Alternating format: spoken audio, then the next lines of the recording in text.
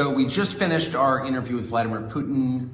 We're in an ante-room in the Kremlin, waiting for our car to come, having a cup of coffee. I'm sitting here with the folder, kind of old-fashioned, I haven't even opened it yet, of documents that Putin gave me. I've got my nighttime reading. That was quite an interview. It began in a way I didn't expect at all. I'm still thinking it through. This just happened, so my thoughts are inchoate, but I asked him, of course, the obvious question, which is, why did you move against Ukraine 2 years ago, February 2022? And he had said that he felt a physical threat from NATO within Ukraine, and he was worried they were going to bring nuclear weapons into Ukraine, et cetera, et cetera. So I asked him about that. He launched into, well, you'll see it, but an extremely detailed history going back to the 9th century of the formation of Russia from the tribes into a nation, and Ukraine's part in that, and the Rus, and I was annoyed, and I thought, look, first of all, I'm American, so I ask you a specific question, I want a specific answer, let's go. And he wouldn't, and so I pushed him, and he got annoyed, and I was annoyed, and I thought he was filibustering, and maybe he was to some extent, but I concluded after watching all this, no, that was his answer, or that was the predicate to his answer. The history of the area and the formation of his country and the connection to Ukraine is like the basis or part of the basis for his Ukraine policy. So it was really interesting. It got much more interesting once I realized what this was, which is a window into how he thinks about the region. So we're back in the hotel room. It's, I don't know, probably around 10 o'clock at night. We were there for almost 5 hours in the Kremlin, which is quite an experience if you've read about the Kremlin your whole life, as I have. Not that different from the old executive office building, this giant pile, 19th century warren of offices. Anyway, Putin was a couple hours late, as is his habit, apparently. Everyone who works for him is laughing. He's always late. But that, I'm not exactly sure what I thought of the interview. It just happened. It's probably going to take me a year to really decide what that was. But a couple of quick perceptions. One, Putin is not someone who does a lot of interviews. Well, really any interviews. Isn't an interview in almost 4 years. He's not good at explaining himself, I didn't think. He's smart. There's no question about that. But he's clearly spending a lot of time in a world where he doesn't have to explain himself. So I'm sort of piecing, that's one of the reasons I'm having trouble thinking about the interview as a whole, because he didn't sort of lay out his case very coherently, though if you listen carefully, and we were there for a long time talking to him, a couple of things rose to the surface. One, he's very wounded, and I suggest this, but of course he denied it, but it's obvious. He's very wounded by the rejection of the West. The United States doesn't like Russia. The US government doesn't like Russia.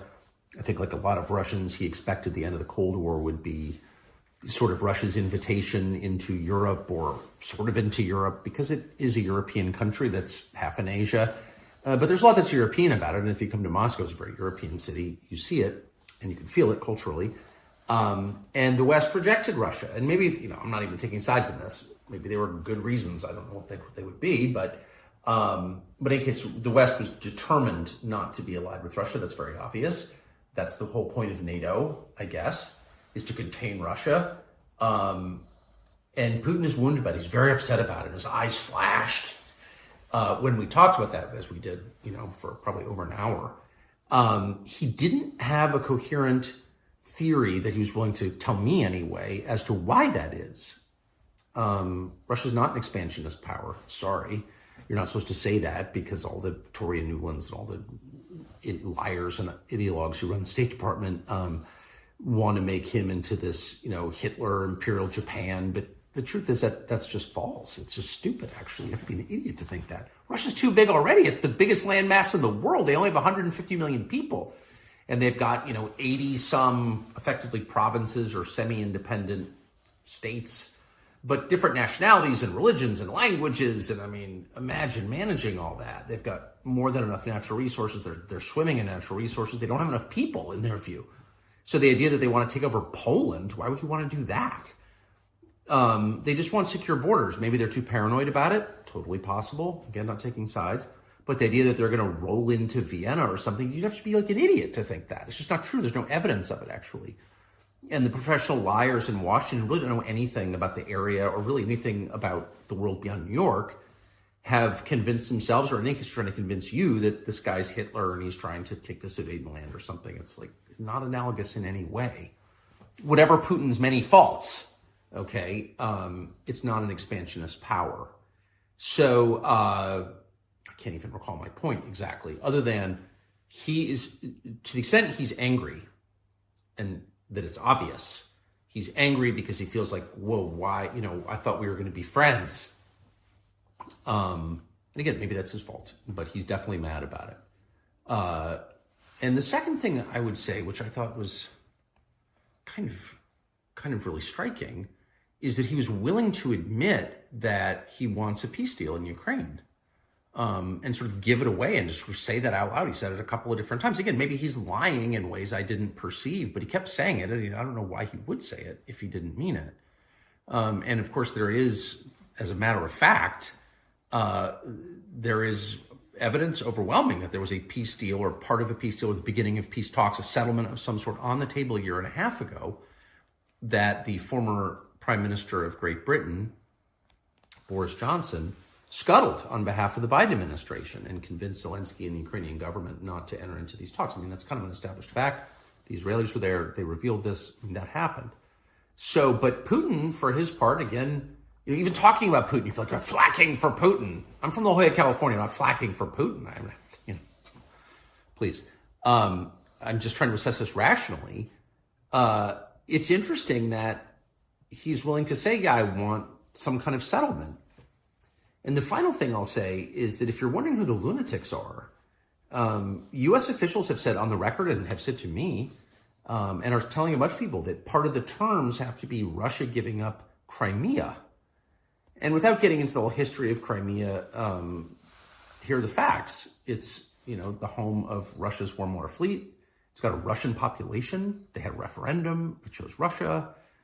It's part of Russia. It's where Russian wine comes from. So you could like that or not like it, but the fact is Putin would go to war, nuclear war, if it came down to Crimea. So and by the way, Crimea was in Russian hands at the beginning of this war.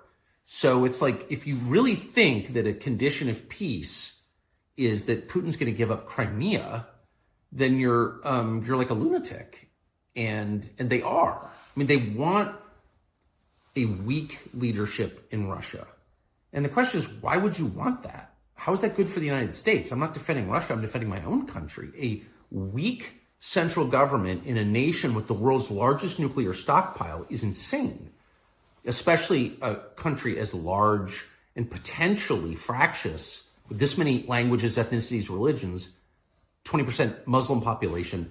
You're just going to sort of let the nuclear stockpile float free and hope the best thing happens? You're a freaking nutcase if you desire that.